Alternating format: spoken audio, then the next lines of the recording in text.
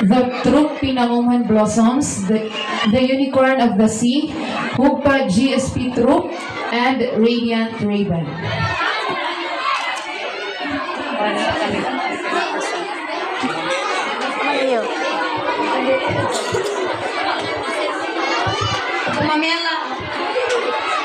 As we have prepared ourselves to receive you, so you must prepare yourself to become one of us.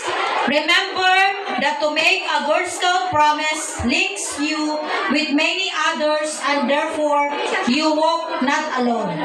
As you conduct yourselves, so will other Girl Scouts be judged by you. Your honor means that you can be trusted in all things.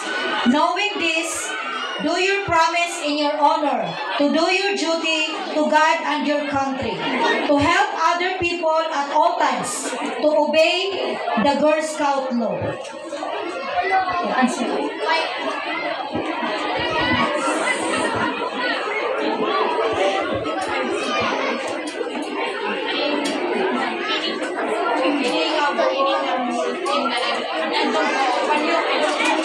If you have your world theme, you left